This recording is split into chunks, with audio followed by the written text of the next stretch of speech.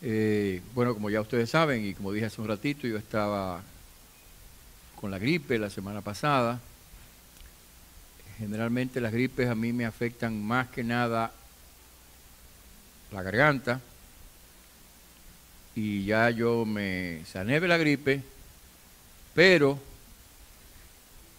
como prediqué esta mañana, pues me siento un poquito afectado de la garganta. Así que ustedes van a perdonar por anticipado cualquier inconveniencia que ocurra, un gallo que se salga, una ronquera que se emita, cualquier cosa de estas ustedes la van a perdonar. Ya ustedes creo que notan que estoy un poquito afónico, pero bien, esperamos que el próximo domingo estemos 100% bien, ¿verdad que sí? Amén, así sea. Bueno, bien mis hermanos, pues vamos a continuar en este día reiterando la bienvenida a todos los hermanos y amigos que están hoy por primera vez. Una vez más, bienvenidos. Y a los que no están por primera vez, pero que han venido otras veces, pastor, bienvenido también. Y a todos los demás hermanos que también están en sintonía con el servicio. Yo decía esta mañana que teníamos tiempo todavía de llegar a la casa del Señor, que no cayó nieve, que lo que hubo fue agua nada más, ¿verdad? Y como el agua no nos detiene, ¿verdad que no nos detiene el agua? Así es, no nos detiene el agua. El agua no nos detiene, así que todavía hay tiempo. Si usted está allá en su casa y está en esta zona, está a tiempo de venir para acá. Bien, mis hermanos, vamos a compartir la palabra de Dios. Vamos a hacerlo en este momento, continuando nuestra serie de mensajes en el tema de la iglesia, la comunidad de los creyentes.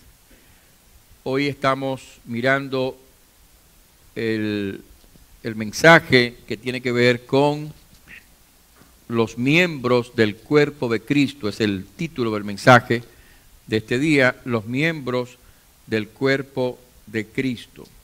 Y nuestro texto, en realidad, nuestro texto son dos textos. Vamos a basar nuestro texto en Romanos 12 y en Primera de Corintios 12.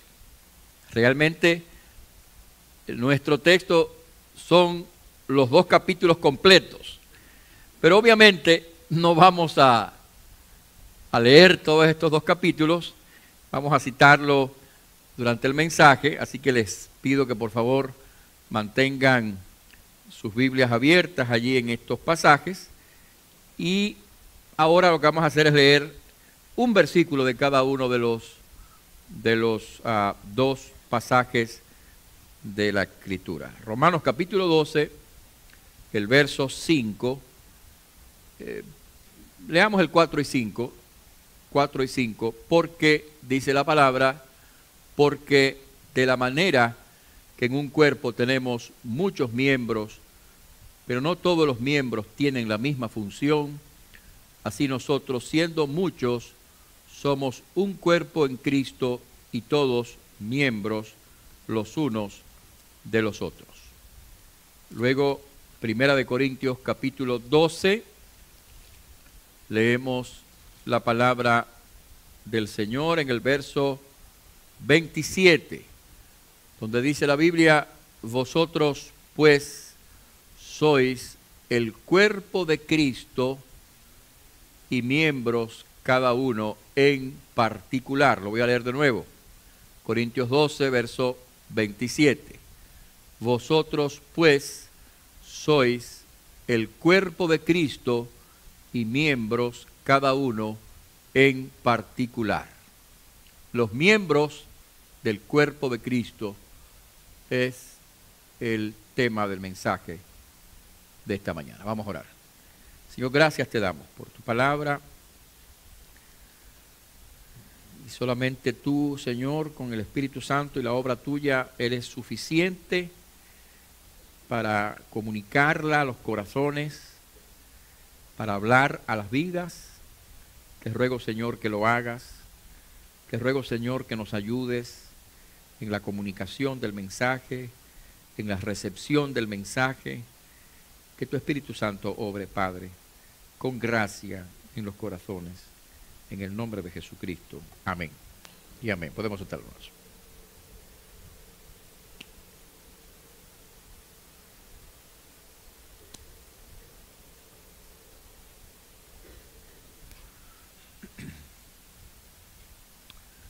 Durante los mensajes anteriores estuvimos hablando acerca de, entre otras cosas, las imágenes que aparecen en el Nuevo Testamento acerca de la iglesia. Miramos la iglesia como casa de Dios, la iglesia como templo del Espíritu Santo.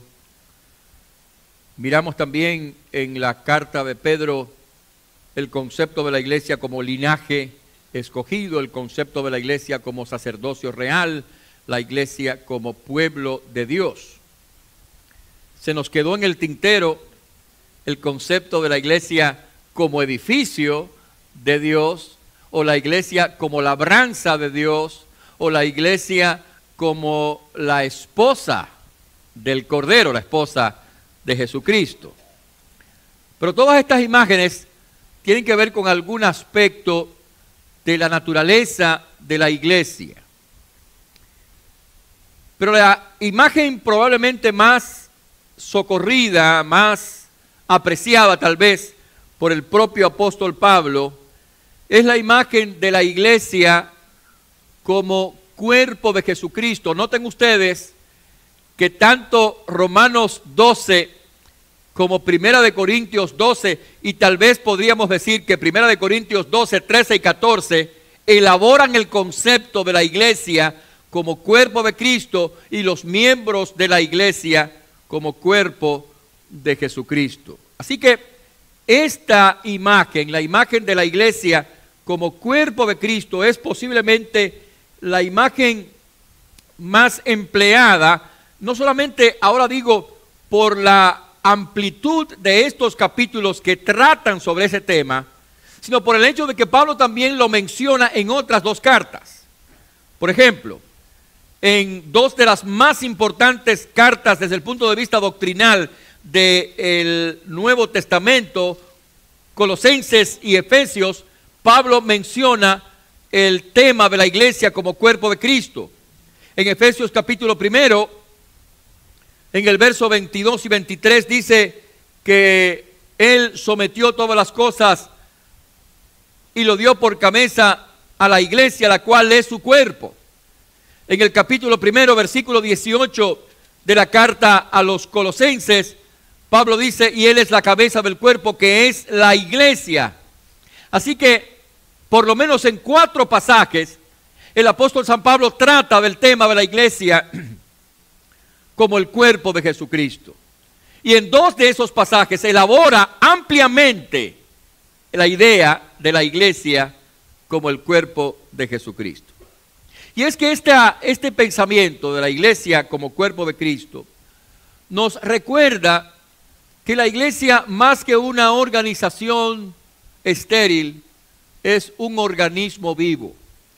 La iglesia es un organismo vivo porque la vida de Jesucristo habita en la iglesia.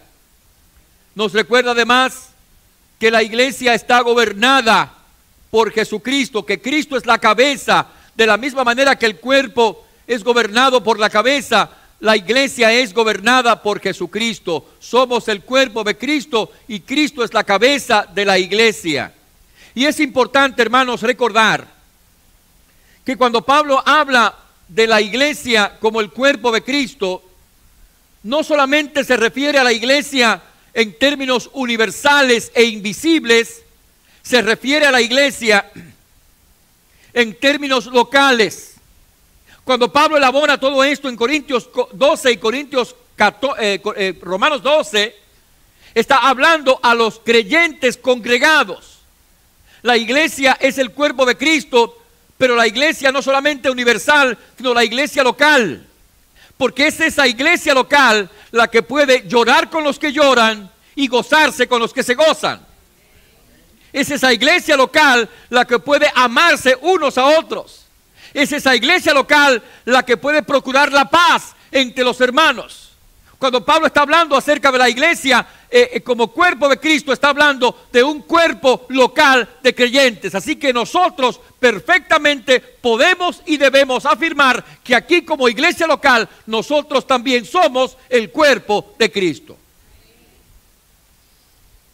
Y como cuerpo la iglesia tiene miembros. De la misma manera que el cuerpo tiene miembros, la iglesia de Cristo tiene miembros. Y básicamente, mis hermanos, tanto el capítulo 12 de Romanos como el capítulo 12 de Corintios le habla a los miembros del cuerpo de Cristo. Así que en este día, a mí me gustaría, mis hermanos, que nos concentráramos en qué es lo que enseñan estos dos pasajes acerca de los miembros del cuerpo de Cristo. En primer término, estos pasajes, nos hablan de la incorporación de los miembros del cuerpo de Cristo. ¿Cómo es que nosotros somos incorporados al cuerpo de Cristo? ¿De qué manera nosotros somos insertados en el cuerpo de Cristo? ¿Bastará con que nos inscriban en una lista? ¿Será la manera de hacerlo el que nos coloquen en una lista de miembros de la iglesia en nuestros medios o en nuestras redes sociales? ¿Será suficiente eso? ¿Cómo es que nosotros llegamos a ser colocados o insertados en el cuerpo de Cristo? La Biblia responde a esa pregunta en varios lugares del Nuevo Testamento, pero concentrando nuestra atención aquí en Corintios capítulo 12, el verso número 13 dice: porque por un solo espíritu fuimos todos bautizados en un cuerpo, sean judíos o griegos, sean esclavos o libres, y a todos se nos dio a beber de un mismo espíritu.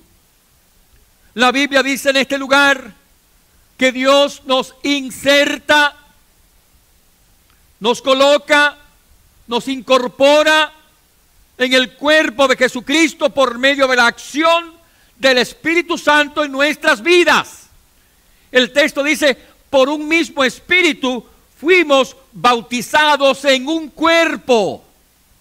Y si Pablo está hablando aquí de la incorporación del creyente al cuerpo de Cristo, es el Espíritu Santo, es por medio de la obra del Espíritu Santo, cuando usted confiesa a Cristo como Salvador personal por medio de la obra del Espíritu Santo, como el Señor lo coloca, lo inserta, lo pone dentro del cuerpo de Cristo.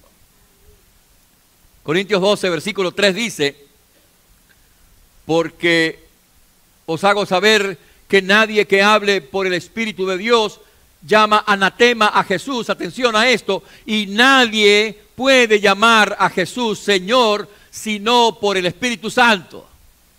La confesión de Cristo como Señor que nos lleva a la salvación es una obra del Espíritu Santo. Pablo lo ha dicho en Romanos capítulo 12, verso 9 y 10, cuando dice que si confesares con tu boca que Jesús es el Señor y creyeres en tu corazón que Dios la levantó de los muertos, serás salvo. Esa confesión que nos lleva a la salvación es la obra del Espíritu Santo, y a través de esa obra del Espíritu Santo en nuestro corazón, Dios nos inserta, nos coloca, nos bautiza dentro del cuerpo de Cristo. Generalmente, hermanos, cuando Pablo habla del bautismo en el Nuevo Testamento, por lo general, no se refiere al bautismo en aguas, sino al bautismo en el Señor. Si aquí está hablando del bautismo del Espíritu Santo como una experiencia de inmersión.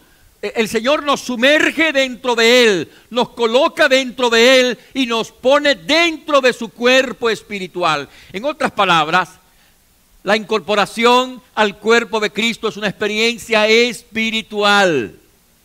Es a través de la puerta del nuevo nacimiento que usted llega a ser parte del cuerpo de Cristo. Es cuando el Espíritu Santo lo coloca a usted a través de la confesión de Cristo como Salvador personal, lo coloca dentro del cuerpo de Cristo. Es a través de una experiencia personal espiritual como usted llega a ser parte del cuerpo de Cristo. Este versículo 13 se parece bastante a lo que dice el apóstol en Gálatas capítulo 3. Acompáñenme allí. En ese lugar dice la Biblia, verso 26, pues todos sois hijos de Dios por la fe en Cristo Jesús, porque todos los que habéis sido bautizados, atención, los que habéis sido bautizados en Cristo, de Cristo estáis revestidos, y ya no hay judío ni griego, no hay esclavo ni libre, no hay varón ni mujer, porque todos sois uno en Cristo. Noten ustedes que Pablo utiliza un lenguaje muy parecido al del versículo 13 de Corintios, donde él ha dicho que somos todos bautizados en un cuerpo, sean judíos o griegos, sean esclavos o libres. Entonces aquí no está hablando ni en Gálatas ni en Corintios, está hablando del bautismo en aguas, está hablando del bautismo como una experiencia en el Señor, bautizados en el Espíritu, bautizados en Cristo Jesús. Y cuando somos bautizados en Cristo Jesús, o sea, somos sumergidos dentro de Cristo, somos revestidos de Cristo. Y al ser revestidos de Cristo, somos colocados dentro del cuerpo de Cristo, que es la iglesia del Señor. Por supuesto, esto asume el bautismo en aguas, claro que sí. El bautismo en aguas es parte de la confesión de fe del creyente. Hechos capítulo 2, versículos 41 y 42. Los que recibieron la palabra fueron bautizados. Todo el Nuevo Testamento nos recuerda que la gran comisión se cumple cuando nosotros hacemos discípulos y los bautizamos. Y los enseñamos, por supuesto. Este pasaje asume que los creyentes son bautizados. Es más, esta carta lo asume. Cuando en el primer capítulo de la carta a los Corintios, Pablo menciona que él ha bautizado a varias personas de la iglesia. Claro, Pablo no está ponderando mucho el bautismo porque está tratando de quitarle de la mente a los creyentes inmaduros esa idea de que hay una especie como de competencia entre los líderes de la iglesia. Pablo está tratando de disminuir ese pensamiento, pero él asume aquí en este pasaje el bautismo cuando dice: yo he bautizado a la familia de Estéfanas o a la familia de otras personas que menciona acá. En resumen, mis hermanos, somos incorporados en el cuerpo de Cristo cuando somos, a través de la confesión de fe en Cristo, somos bautizados en el cuerpo, o sea, somos incorporados en el cuerpo de Cristo por la acción del Espíritu Santo. Si usted ha creído en Cristo y ha tenido la experiencia con Jesucristo, es parte de esa iglesia y por supuesto al bautizarse ya en aguas es parte oficial de la iglesia local. Lo importante es entender que somos parte del cuerpo de Cristo cuando tenemos esa experiencia personal de salvación a través de la acción del Espíritu Santo. Así que esta tarde piensa en esto y piensa si tú eres miembro realmente del cuerpo de Cristo. Piensa si realmente tú has confesado realmente a Cristo. Piensa si realmente tú has tenido una experiencia de salvación, porque esa es la condición para ser parte del cuerpo de Cristo. Pero estos dos pasajes no solamente hablan de la incorporación al cuerpo de Cristo, también hablan acerca de la demanda a los miembros del cuerpo de Cristo. No solamente hablan de la incorporación de los miembros al cuerpo de Cristo, también habla de la demanda a los miembros del cuerpo de Cristo. ¿Qué es lo que se demanda de los creyentes? ¿Qué es lo que se demanda de los miembros del cuerpo de Cristo? Yo decía esta mañana que hay dos respuestas a esa pregunta. Una respuesta larga y una respuesta corta. La respuesta larga es: lea el Nuevo Testamento completo para que vea cuáles son las demandas de los miembros del cuerpo de Cristo. Porque el Nuevo Testamento completo se le escribió a la iglesia y a los miembros de la iglesia para que ellos sepan cómo conducirse en el Señor. Así que si usted quiere conocer las demandas del cuerpo de Cristo, las demandas de los miembros, a los miembros del cuerpo de Cristo, lea el Nuevo Testamento. Esa es la respuesta larga. Claro que esta mañana no tenemos tiempo para dedicarnos a examinar esa respuesta. Así que nos vamos a decantar por la respuesta corta. Y la respuesta corta es Romanos capítulo 12, versos 1 y 2. ¿Qué es lo que Dios demanda de cada creyente? ¿Qué es lo que Dios demanda de cada creyente? Romanos capítulo 12, versículo 1 y 2, dice la palabra de Dios: así que, hermanos, estamos en el capítulo 12. Recuerden que el capítulo 12 de Romanos habla acerca del cuerpo de Cristo, habla de los miembros del cuerpo de Cristo. Y a los miembros del cuerpo de Cristo, la Biblia le dice: hermanos, os ruego por las misericordias de Dios que presentéis vuestros cuerpos en sacrificio vivo, santo, agradable a Dios, que es vuestro culto racional. ¿Qué es lo que Dios demanda de los miembros del cuerpo de Cristo? Lo que Dios demanda de los miembros del cuerpo de Cristo es la entrega total de sus vidas. Lo que Dios demanda del cuerpo de Cristo es el sometimiento completo de sus corazones a Él.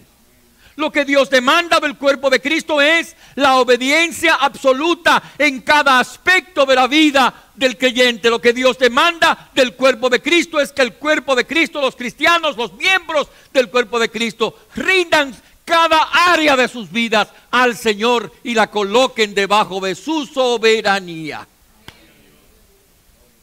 Lo que Dios demanda del cuerpo de Cristo, lo que Dios demanda de los miembros del cuerpo de Cristo, es todo o nada. Toda tu vida para el Señor, toda tu vida rendida al Señor, toda tu vida obediente al Señor, toda tu vida dedicada al Señor, toda tu vida ofrendada al Señor. Al Señor no le interesan los centavos, pocos o muchos, que podamos dar nosotros como miembros de la iglesia, si no tenemos un corazón dedicado y una vida entregada al Señor. Es la totalidad de la vida. De la misma manera que los adoradores en Israel traían su ofrenda, el sacrificio, la oveja, el becerro, la tórtola en el caso de los más pobres, que sacrificaban, derramaban la sangre en el altar y la traían como símbolo de su propia entrega al Señor. Dios demanda de nosotros que traigamos no un sacrificio muerto, sino el sacrificio vivo de nuestras propias existencias, entregadas totalmente al Señor. Que no haya áreas de tu vida donde Dios no pueda actuar, o por lo menos donde tú no coloques tu vida, ese aspecto de tu vida, debajo de la soberanía de Dios. Que no haya decisiones que tú tomes que no estén en armonía con la clara palabra de Dios. Que no haya áreas en tu vida en donde Jesucristo no sea el Señor. Que no haya habitaciones de tu corazón que estén cerradas a la presencia del Señor.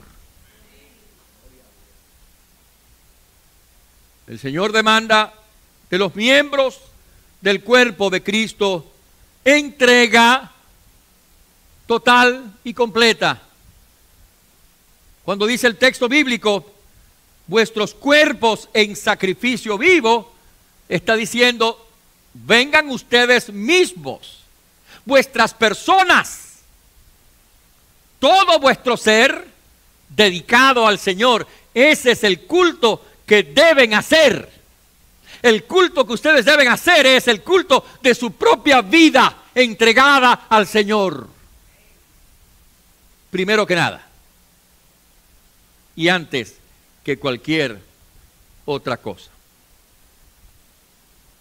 Por eso el apóstol sigue diciendo en el versículo 2, no os conforméis, atención, no os conforméis a este siglo, sino transformaos por medio de la renovación de vuestro entendimiento, para que comprobéis cuál sea la buena voluntad de Dios, agradable y perfecta.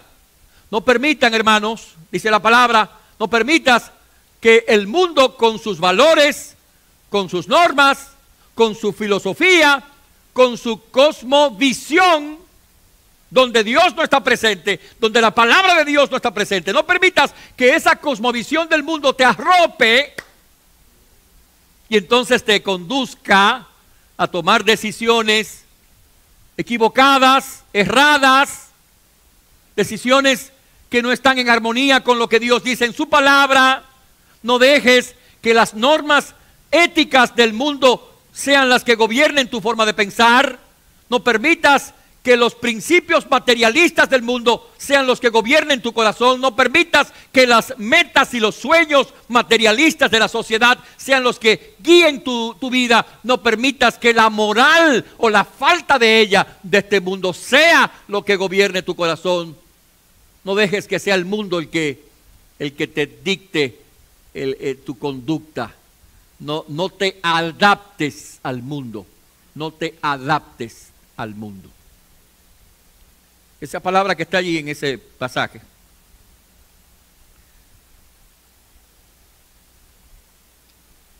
Lo que quiere decir es, no tomes la forma. Esa es la palabra, el término literal. No tomes la forma. El agua, si lo envasamos en un recipiente cuadrado, toma la forma del recipiente cuadrado o rectangular. Si lo envasamos en un recipiente redondo, circular, tomará la forma del recipiente circular. Bueno, lo que está diciendo la Biblia es literalmente que usted no tome la forma de la sociedad en la cual vivimos. Claro, somos parte de una cultura, claro. Somos parte de un país, por supuesto. Pero las lealtades nacionales, escúcheme bien, las lealtades nacionales y sociales no pueden estar por encima de nuestra lealtad al reino de Dios. Ni aquí ni en ninguna parte del mundo. Sino que nuestra vida pueda ser entregada al Señor. Eso es lo que demanda el Señor de los miembros del cuerpo de Jesucristo. En el capítulo 14, Pablo matiza esta declaración en el verso 7 y 8, donde dice, porque ninguno de nosotros vive para sí y ninguno muere para sí, pues si vivimos para el Señor, vivimos, y si morimos para el Señor, morimos. Así pues, sea que vivamos o que muramos, del Señor somos. Porque Cristo para esto murió y resucitó y volvió a vivir, para hacer Señor así de los muertos como de los que viven. Si morimos, somos del Señor. Si vivimos, somos del Señor. Así que vivamos o que muramos, somos del Señor. Esa es la demanda. Es lo que el Señor espera de ti. Es lo que quiere que tú hagas en cada situación y en cada área de tu vida, en tu familia, en tu matrimonio, en tu hogar, en tu escuela, en tu universidad, en el trabajo, en cualquier área de tu vida, allí que Cristo sea el Señor de tu vida. Lo que demanda es entrega completa. Y te pregunto si tú estás entregando todo, si tú estás entregando todo, o si hay algo que tú estás reteniendo. O si hay algo que tú quieres que el Señor no ponga su mano allí. Piensa qué es lo que Dios te ha dicho en este día. Y en el día de hoy, si hay algo que tú tienes y que no quieres cederlo al Señor, hoy ríndelo, porque no hay cosa mejor en nuestra vida que rendir nuestras vidas a la soberana y bendita voluntad del Señor.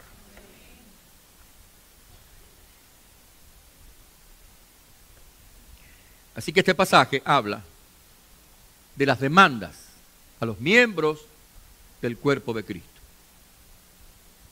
Pero no solamente habla de la incorporación de los miembros al cuerpo de Cristo, no solamente habla de la demanda a los miembros del cuerpo de Cristo, también habla de la participación de los miembros en el cuerpo de Cristo.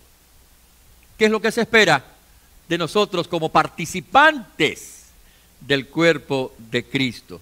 Tal vez el mejor resumen de ambos capítulos, hermanos, quizás el mejor resumen de los dos capítulos, del capítulo 12 de Romanos y del capítulo 12 de Corintios, sea el capítulo 12, versículo 11 de Romanos. En ese pasaje dice la Biblia: en lo que requiere diligencia, atención, no perezosos, fervientes en espíritu, sirviendo al Señor. Que nosotros estemos encendidos por Cristo, hermanos. Encendidos por Cristo, fervientes por Cristo. Eso es lo que está diciendo el pasaje, literalmente, ¿no? Encendidos por Cristo. Que estemos fervientes, dedicados al servicio, dice el pasaje, que no seamos remisos, que no seamos perezosos, que no seamos descuidados, que no seamos negligentes, que seamos diligentes en servir a nuestro Señor. Nada es mejor que servir al Señor. Fervientes, ardiendo por Jesucristo. Ardiendo por Jesucristo. Bueno, claro, es verdad que cada uno de nosotros tiene su temperamento, ¿no? Cada uno tiene su temperamento. Algunos somos más quietecitos, otros somos más aceleraditos, o son más aceleraditos. Por ejemplo, yo soy de un temperamento bastante tranquilo, ¿no? Entonces, a veces yo veo gente en la internet. Todos los días veo yo algo ahí porque tengo que buscar y cosas. Hay una persona que yo veo en la internet que óyeme, está, pero una cosa tremenda, y dice, y bueno, vamos, y qué felicidad, y qué sé yo cuánto, y digo, ¿será que esta persona realmente se amanece así todos los días? Porque yo no amanezco así. Yo no amanezco así, yo amanezco al paso, y voy así, prendiendo, ¿verdad? Más o menos, la medida que va el día subiendo, pues yo voy calentando, ¿verdad? Pero vea que esta señora, oye, me amanece a 100. Entonces, Ketty es parecido a eso, ¿verdad? Ketty es parecido a eso. Pero esta mañana, cuando yo me levanté para venir a la iglesia, ya sabía que no venía porque ya está medio enferma tiene varias semanas enferma de la gripe. Pero vi que cuando me estaba yo cambiando, ella, después que se levantó, me dio el café, el desayuno, todo eso, se acostó. Yo dije, ¿cómo? Hay que llamar al 911. Porque si ella se acostó, hay que ir urgente a algún... Porque ella vive, ¿no?, subiendo, bajando, entrando, haciendo, en fin. En fin, todo el mundo tiene un temperamento diferente, una personalidad diferente, todos somos distintos, y no podemos, aquí no estamos en un ejército donde todo el mundo tiene que pelearse igual y pararse igual y todo eso, no, vamos a hablar un poquito de la diversidad en un rato. Pero lo importante es que no importa el temperamento que usted tenga, la personalidad que usted tenga, si usted es extrovertido o introvertido, no importa, de eso no es que estamos hablando. Estamos hablando de ese fervor que está en el corazón, de ese fervor que está en el alma y que pone a Cristo en el centro de la vida y que piensa que el tesoro más grande y mejor es Cristo y que la cosa mejor que hay en el mundo es servir a Jesucristo de alguna manera, hermanos. Fervientes, fervientes en el Señor. Más allá de lo que hace el mundo, fervientes en espíritu, sirviendo al Señor. Para eso el Señor nos ha dado dones espirituales. Y entonces ahí es donde entra todo el detalle de Romanos 12 y Corintios 12, donde Pablo habla de los dones espirituales. Los dones espirituales no son cosas misteriosas, aunque no siempre sabemos bien con claridad todos los detalles, pero son habilidades, son características que el Espíritu Santo ha puesto en tu corazón para que tú le sirvas al Señor. Seas consciente de que tienes ese don o no, Él te ha habilitado con algún don para que tú sirvas de alguna manera. Y aquí no estoy hablando simplemente del servicio que se hace de una forma visible. Por ejemplo, aquí, hoy yo estoy aquí predicando y mucha gente piensa que eso es la única manera de servir al Señor. No es así. En la Edad Media, la Iglesia Católica lo enseñaba que virtualmente, si no lo decía en forma expresa, lo asumía, lo practicaba, que el sacerdote era el que estaba sirviendo al Señor. Y para usted servir al Señor tenía que irse a un convento, a un monasterio, para servir al Señor. Los que estaban fuera del monasterio no le estaban sirviendo al Señor. Ese era el concepto que había en la Edad Media. Pero ese concepto es todo menos bíblico. Ese concepto es todo menos cristiano.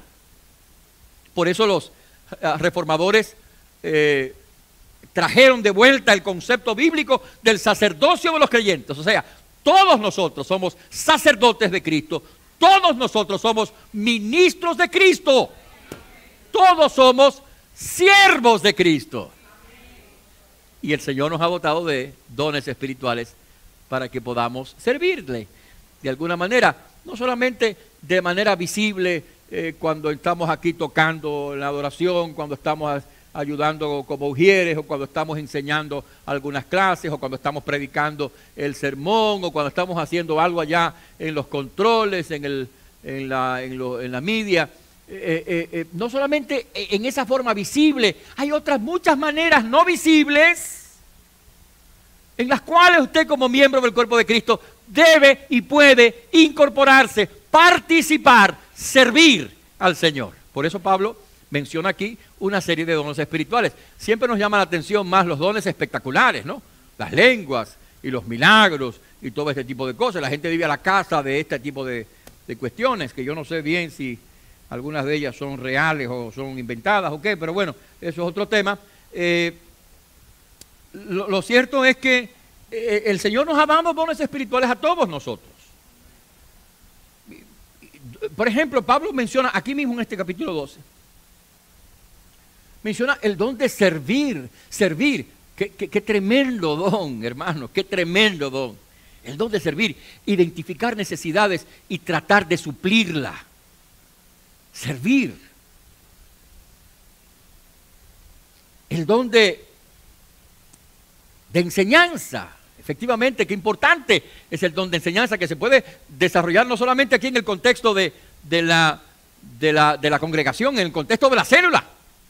Usted sentado, aun cuando usted no sea el líder de la célula, usted puede ejercer el don de enseñanza al contribuir con la enseñanza y la aplicación de la palabra de Dios en los hermanos del grupo de la célula. El don de exhortación, que como decía esta mañana y he dicho otras veces, el don de exhortación no es el don de dar boches. Mucha gente piensa que el don de exhortar es el don de darle un boche a la gente. Todo el mundo sabe lo que es un boche, ¿verdad? Dícese de una frase fuerte, un llamado de atención así. En fin, no es eso lo que es el don de exhortación. El don de exhortación es el don de animar, el don de consolar a otras personas. Bernabé en la Biblia tenía el don de exhortación, porque cuando Marcos se descorazonó, cuando Pablo le dijo, usted no va para el viaje misionero porque usted se devolvió, cuando Marcos se descorazonó, Bernabé lo tomó consigo y dijo, sí, mira, él va a ir conmigo. Y años después, el mismo Pablo escribe diciendo, mándame a Marcos, porque me es útil para el ministerio. La obra que hizo Bernabé de consolar, de fortalecer, de exhortar, fue la que determinó la diferencia en la vida de Marcos. Entonces, eso es exhortación. Exhortación es animar, es consolar. Usted puede hacerlo en muchísimos contextos, en su célula, entre los hermanos, o de forma individual, uno a uno, o en pequeños grupos dentro de la célula. El don de repartir, que es el don de ofrendar con liberalidad.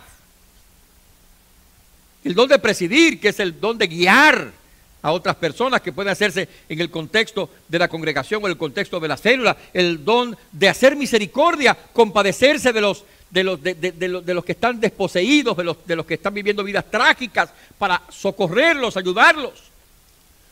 En Corintios 12, Pablo menciona el don de ayudar. Mucha gente no ve ahí el don de ayudar. Pablo menciona el don de profecía, que no es lo equivalente a la profecía del Antiguo Testamento, por cuanto en el Nuevo Testamento, cuando se habla del don de profecía, se le dice a la gente que reciba lo bueno y deje a un lado lo malo.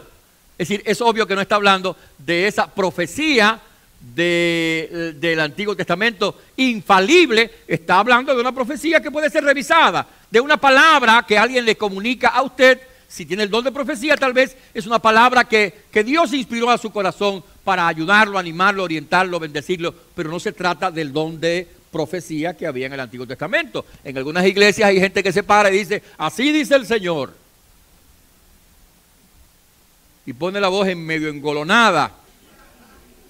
Yo casi digo, bueno, pero si así es la cosa, voy a buscar una mascota y me voy a poner a escribir todo lo que diga el Señor y después lo voy a poner aquí dentro de mi Biblia, ¿verdad?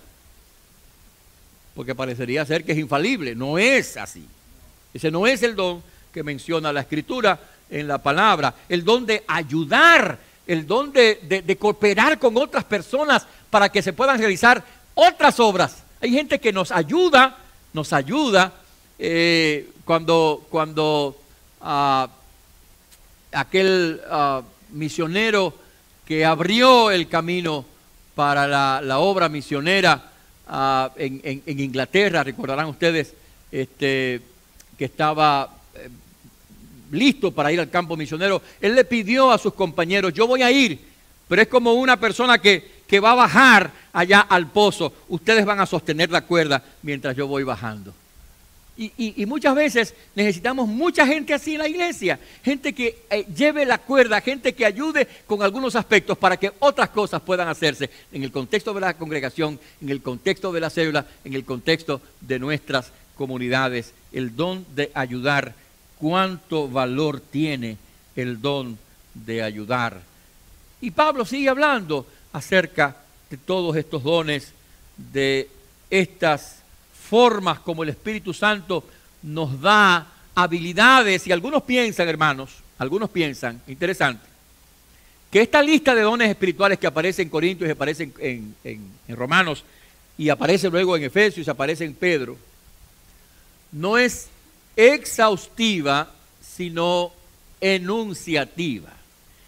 Eso lo que significa es, según lo que piensan muchos autores, que aquí no están descritos todos los dones que el Espíritu Santo reparte, sino que más bien esto es una lista representativa de los dones que Dios da, pero que tal vez hay otros dones. Algunos dicen el don de oración, el don de la adoración en la música, etcétera. ¿Quién sabe? No sé. Lo cierto es que Dios te ha dado habilidades para que tú te incorpores, para que tú participes, que tú seas parte del servicio del Señor. Y recuerde que Dios lo ha hecho con el propósito de que tú puedas ayudar a otros, edificar a otros. Es en el ejercicio, escucha bien, es en el ejercicio de tus dones, en el ejercicio de tu servicio, como tú eres edificado.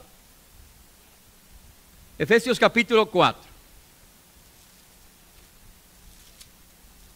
Efesios 4, 16. De quien todo el cuerpo, bien concertado y unido entre sí por todas las coyunturas que se ayudan mutuamente, según la actividad propia de cada miembro, recibe su crecimiento para ir edificándose en amor. Es a través de tu servicio al Señor como tú vas creciendo poco a poco y vas edificándote. Pero no solamente eso, sino que es a través del servicio del Señor como tú vas edificando a otros, tú vas ayudando a otros, tú vas fortaleciendo la vida de otros, porque Dios te ha dado los dones espirituales no para que los exhibas, sino para que ayudes a otros a crecer en el Señor. Corintios 14, verso 12 dice: así también vosotros que anheláis dones espirituales, procurad abundar en ellos para edificación de la iglesia. O sea que nuestras habilidades nos son dadas para que podamos ayudar a otros hermanos, servir a otros hermanos en la tarea del crecimiento en el camino del Señor. Así que Dios te ha dado características, dones espirituales para que tú participes. Participes a través de la congregación, por supuesto, estando presente en la congregación, está asumiéndose que estamos presentes en la congregación, dice la Biblia, Hebreos 10:25, no dejando de congregarnos, no dejando de congregarnos. La internet no es un sustituto para la congregación, hermanos. No dejando de congregarnos, participando, recibiendo, dando, siendo parte de una célula pequeña donde podemos ayudar y servir y colaborar y trabajar con nuestros hermanos, auxiliar a nuestros hermanos, consolar a nuestros hermanos, proveer de lo necesario a nuestros hermanos. En fin, hay tantas maneras como usted puede servir. Hágalo, hágalo, porque Dios lo ha dotado de los dones para que usted sea parte del cuerpo. Así que te pregunto, como miembro de la iglesia, ¿tú estás participando? Como miembro de la iglesia, ¿tú estás comprometido con la obra del Señor? Como miembro de la iglesia, ¿estás tú sirviendo al Señor? No lo estás haciendo. Es hora de despertar y de involucrarte. Porque como decía alguien, si no soy yo, ¿quién? Y si no es hoy, ¿cuándo? ¿Qué está usted esperando? ¿Que le pase otro año y otro año más y otro año más? Si no es usted, ¿quién? Si no es ahora, ¿cuándo? El Señor te llama. No esperes. No esperes.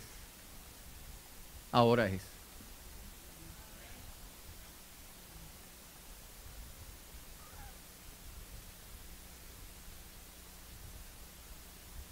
Y para terminar, decía yo en el primer servicio,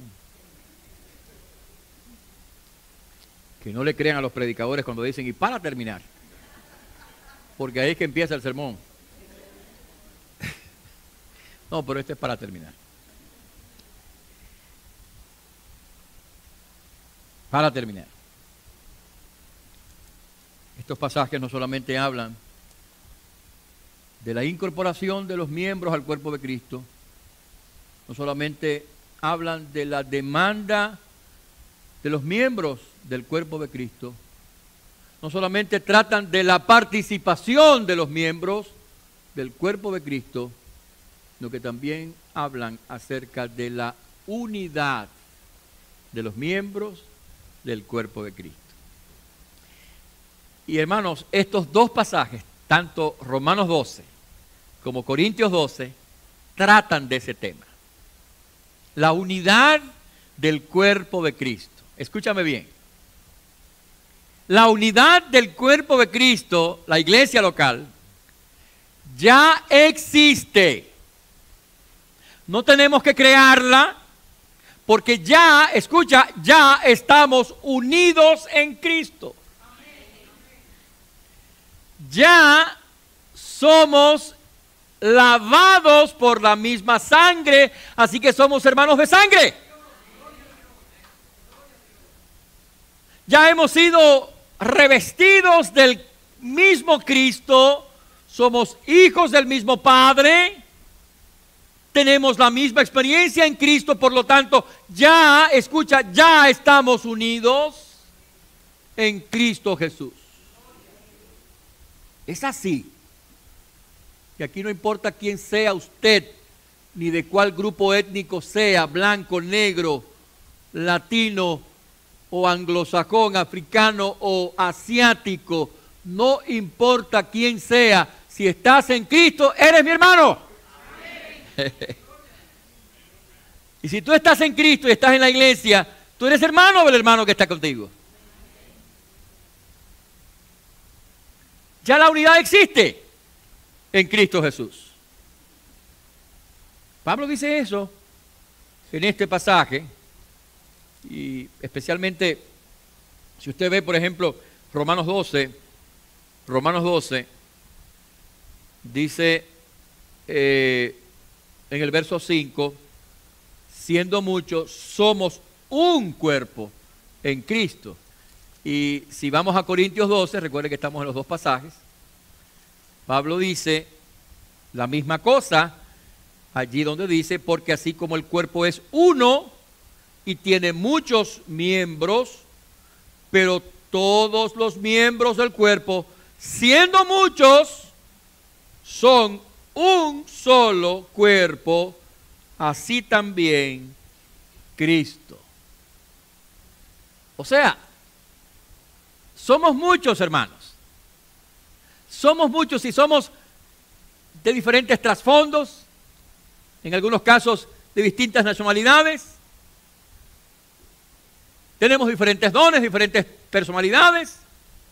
Hay hombres, hay mujeres, hay jóvenes, hay ancianos, hay personas maduras, hay niños. Es decir, hay diferencias entre nosotros, dones distintos, pero no importando cuáles sean esas diferencias, si tú estás en Cristo, somos uno en Cristo, estamos unidos en Cristo. Esa es la verdad. La unidad existe ya. Pablo la describe muy bien en Efesios 4, ese famoso pasaje tan interesante de esa importante carta. Finalmente apareció la tos. Gracias que fue al final.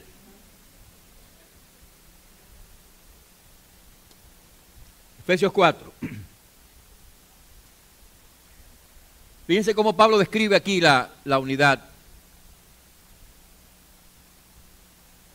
Verso 4. Un cuerpo, un espíritu, un Señor, una fe, un bautismo, un Dios. Tenemos todo eso en común. Ya la unidad existe. Pero muchas veces esa unidad la podemos afectar, la podemos lesionar con nuestras actitudes, muchas veces actitudes infantiles, con nuestras ñoñerías, nuestras quejumbres, nuestras malacrianzas, nuestras obstinaciones, nuestro mal carácter. Si muchas veces podemos afectar esa unidad, la podemos afectar. Por eso Pablo, aquí mismo en Efesios 4, le dice a la iglesia, a los miembros de la iglesia, verso 3, solícitos en guardar, atención a esto, Pablo no está diciendo que hay que crear la unidad, Pablo está diciendo hay que guardar la unidad, o sea, hay que proteger la unidad, hay que cuidar la unidad, hay que alentar la unidad, hay que animar la unidad. Solícitos en guardar la unidad. Entonces usted y yo tenemos que guardar la unidad. Y si peleamos tenemos que reconciliarnos. Sí, de verdad. Hay que reconciliarse. Si peleamos, nos tenemos que reconciliar. Y tenemos que pensar, y tenemos que evaluar, y tenemos que reconocer nuestros errores. No podemos estar siempre a la defensiva. Hay gente que siempre está a la defensiva y que nunca tiene la culpa de nada. Eso es verdad, ¿eh? No, eso no puede ser. Cada uno tenemos que reconocer nuestra parte en los problemas y buscar la solución en el nombre de Cristo, en el amor de Cristo, en la gracia de Jesucristo. Eso es lo que dice la Biblia. Romanos 12, Corintios 12. Pablo habla de esto. Habla del amor, Romanos 12, versículo 9, sin fingimiento. Habla de amarse fraternalmente, de amarse entre los hermanos. Habla de estar en paz con todos los hermanos. Habla de no buscar revancha ni desquites. Aquí lo dice, verso 19. Entonces hay que buscar este espíritu para ayudar y animar la unidad. Entonces la unidad hay que animarla, estimularla, porque somos miembros unos de otros, hermanos. El creyente no es independiente y autónomo. El creyente es interdependiente de los demás hermanos. Cuando somos parte del cuerpo de Cristo, somos participantes del cuerpo y somos dependientes de alguna manera los unos con los otros. Y somos importantes cada uno de nosotros en el cuerpo de Cristo, hermanos. Todos somos importantes en el cuerpo de Cristo, cualquiera que sea la función, hermanos. Créalo. No importa a lo que usted se dedique vocacionalmente o profesionalmente y lo que haga aquí en el contexto de la congregación o en el contexto de la célula. No importa, usted es importante, es una parte importante del cuerpo de Cristo. Porque si el pie dijere, porque no soy mano, no soy del cuerpo, por eso no será del cuerpo. Si dijere la oreja, porque no soy ojo, no soy del cuerpo, por eso no será del cuerpo. Y si todo el cuerpo fuera ojo, imagínese usted, ¿dónde estaría el oído? Y si fuera oído, ¿dónde estaría el olfato?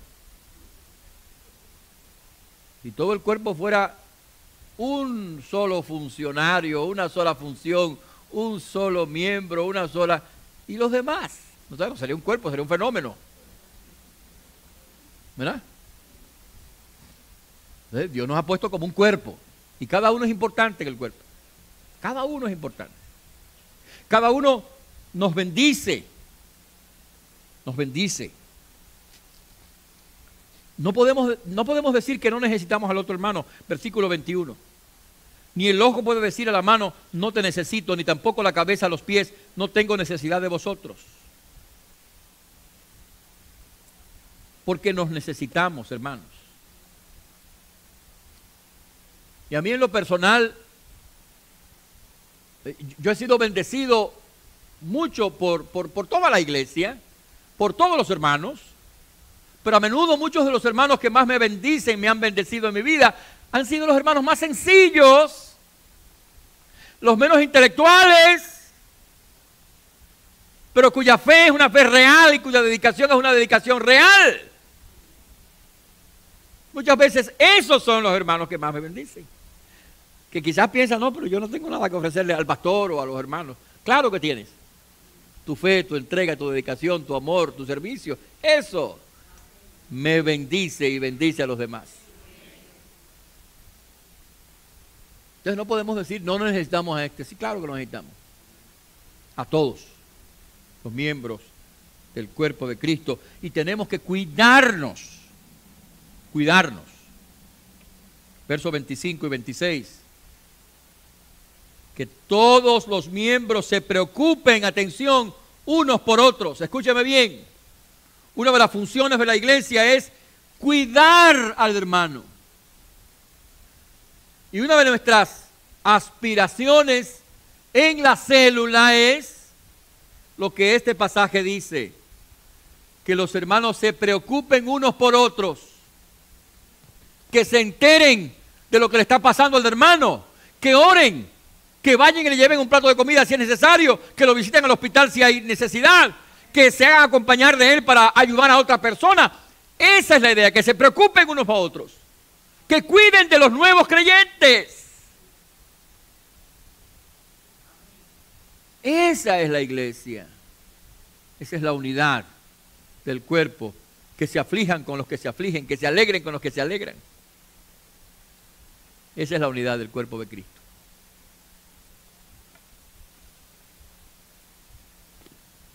Y a esa unidad somos llamados, usted, yo y todos nosotros. No seas un consumidor. Muchas veces estamos en la iglesia solamente como consumidores. Recibir, pero no damos.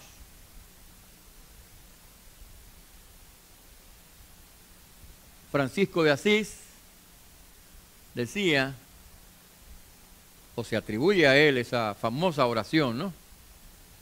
Porque dando es como recibimos. Entonces no seamos solamente consumidores, espectadores, seamos participantes, llamados a cultivar la unidad, a servir en el cuerpo de Cristo, a fortalecer la visión y la misión de la iglesia, del cuerpo de la que tú eres miembro. Y termino con una frase de un pequeño libro muy interesante que recomiendo. Muchos de ustedes conocen los libros de 9 Marks, 9 marcas. Son libros pequeños que hablan acerca de la iglesia en sus diferentes aspectos. Recomiendo que leamos esos libros de modo personal, compartirlo con hermanos. Y en uno de esos libros, uno que se llama La Sana Doctrina, de Bobby Jamieson, el autor dice lo siguiente, y quiero terminar con esta frase. Como miembros del cuerpo de Cristo, tu vida en una iglesia local debería estructurar tus prioridades, debería definir tu discipulado y debería servir como uno de los sistemas principales a través de los cuales tomarás la mayoría de las decisiones. La manera en que vives diariamente tu vida cristiana debería ser definida en su mayor parte por la vida de tu iglesia local. No somos islas, hermanos. Somos miembros de un cuerpo, el cuerpo de Jesucristo, y somos llamados a vivir a la altura de esa realidad. Que Dios nos dé gracia para que así sea. Amén. Vamos a orar. Gracias te damos, Padre, por esta palabra que tú nos has dado. Ayúdanos, Señor, a no solamente tenerla en el corazón. Ayúdanos, Señor, a compartirla con otras personas.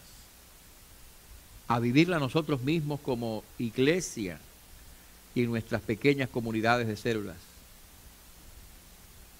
para bendecir a otros y ser bendecidos. Que tu obra, Señor, sea hecha en cada corazón, en cada vida, en el nombre de Cristo Jesús. Amén.